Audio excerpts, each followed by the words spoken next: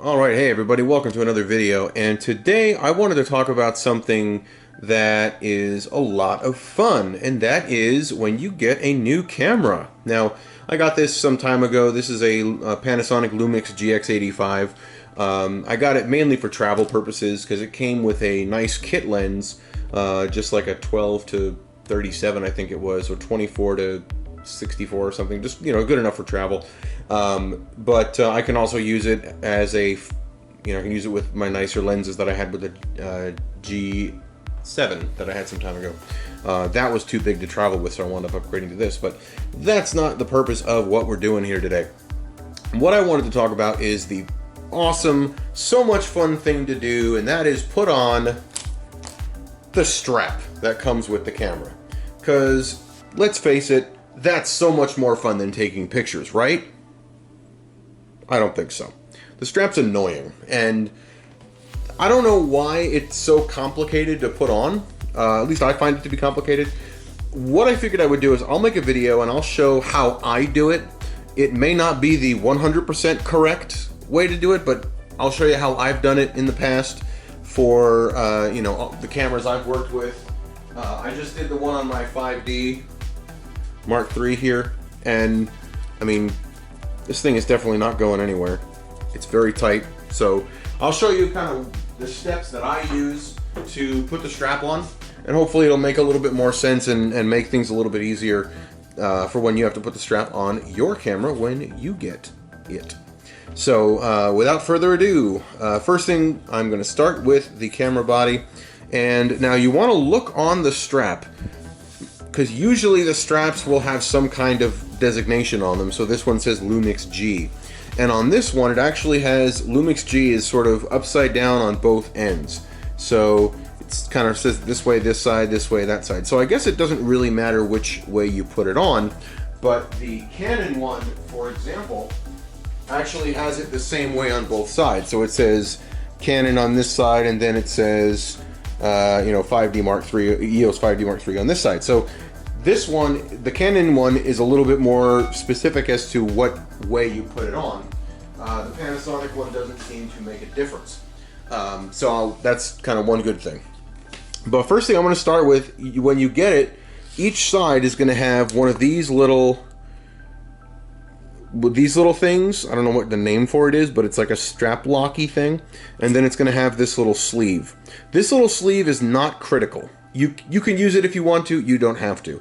It's just a way to sort of keep the cable nice and tight. So when I did the Canon one, I forgot to put it on one side, so one side has a sleeve, the other one doesn't. No big deal.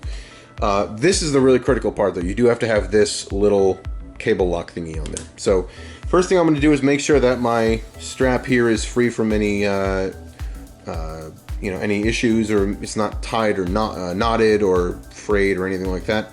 Because obviously, as annoying as the strap may be to some, the strap can save your camera's life. If you, if you're walking around and you want to make sure the strap is nice and tight in case someone tries to grab it from you, or you're wearing it around your neck or whatever it is.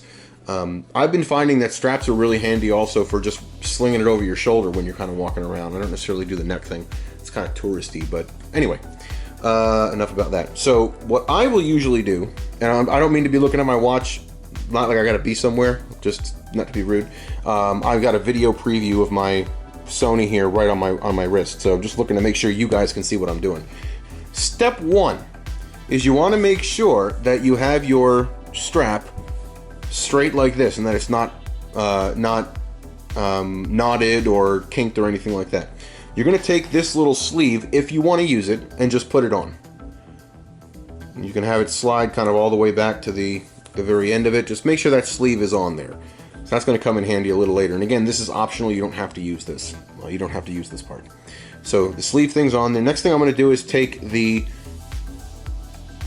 locker bracket thingy, whatever this is, and I'm going to just put this on, again, making sure that our name brand is on facing out. I'm going to take this and I'm going to put it through this way up. So just taking a look at kind of how this is oriented like this. This is going to go in like this, up through, and then just come right back down. Now it doesn't matter how far up you go. I would say go about halfway or about a quarter of the way up the strap. You want to make sure you leave yourself enough room. So I'd say put it in the middle just for good measure. So now what you're going to do, again, making sure your strap is straight this way, and you're going to come from the outside. You're going to come right from the outside and come in back towards the inside this way.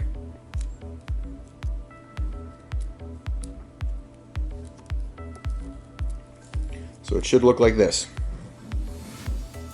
Okay, so you're coming in from the outside and coming back in to the inside. So here is where this little locker thingy is going to come in handy. What we're going to do is we're actually going to give this some slack. We're going to give some slack in from both ends. Okay, I'm going to try to make it so you can see. So I want to put a loop in there so you can see that. Just make sure you can see that here. So make sure you got a loop here. Because what we're going to do is we're now going to take this free side and we're going to come in. Here's the bottom of that locker thingy. We're going to come in here on this side of the loop. Just make sure you can see that. And basically we're going to loop back the other way. And you can pull out more slack, pull out as much slack as you need to. We're going to pull this out, and I usually like to go in fairly far and then loop it back down behind the strap that is already in there. And I'll show you guys this a little bit closer just so you can see what I'm doing here. Because I'm focusing on this and not really looking at what the camera's seeing for the moment.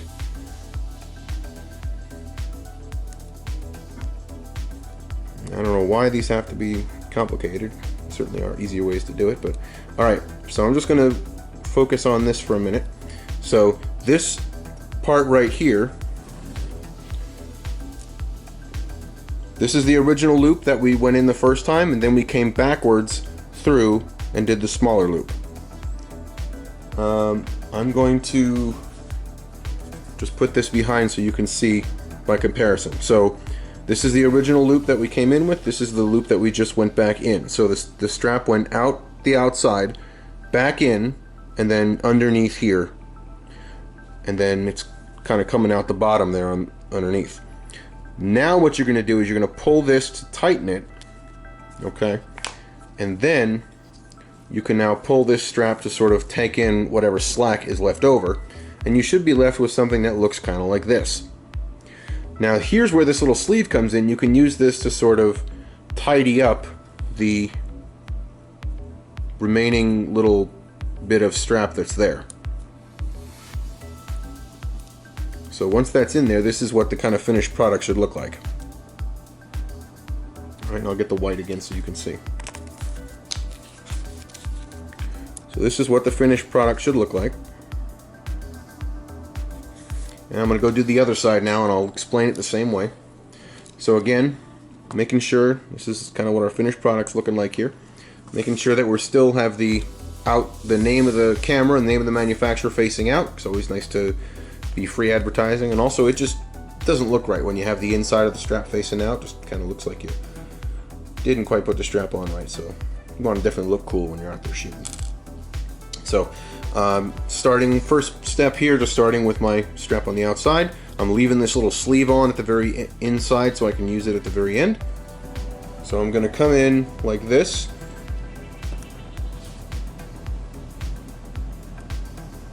I'm going to give myself plenty of slack.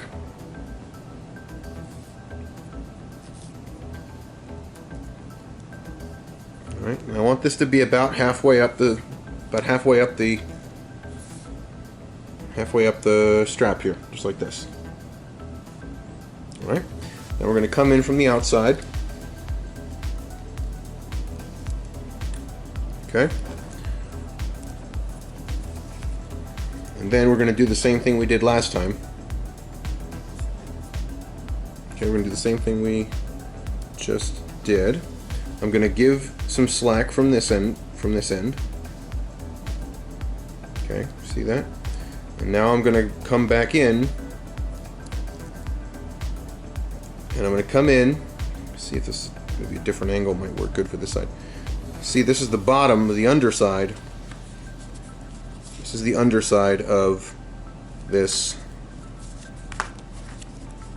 strap. Okay, so you see how the two original parts were on the outside.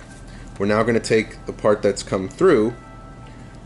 Alright, we're going to come through on the interior, on the inside of this. So I'm going to come through this right here, and this is going to kind of make it look like I'm making a new loop. Come right back and come through the other side, keeping it on the inside. So the original part of the strap is on the outside.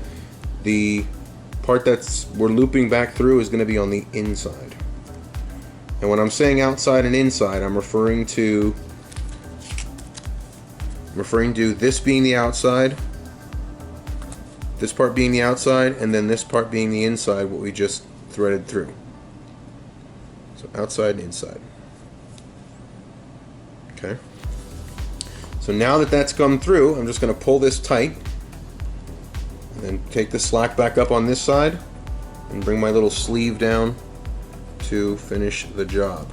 Now, as far as adjusting it, it's just going to be a matter of giving in some slack, and then taking out the slack wherever you want to tighten it or loosen it. But that's the gist of it. So here's the finished product once more, and I'm just putting the white behind it so you can see better with the contrast. All right, and that's nice and tight. I'm pushing down pretty hard on that camera. That's not going anywhere. So that is the deal with the straps, and I don't know why it's so annoying. I don't know why they couldn't just have a little, clamp that you just sort of hit and clamp it onto something and that's it. I don't know why we have to go through all this, but I hope this has been helpful. If you have any further questions, feel free to drop me a comment or shoot me a message, and I'd be happy to do what I can for you and hopefully explain it a little more clearly. But thanks again for checking this out. If you like what I've got up here on the channel, feel free to throw me a subscribe and hit the like button on this video, and I'll see you guys in the next one. Thank you very much one more time for watching today.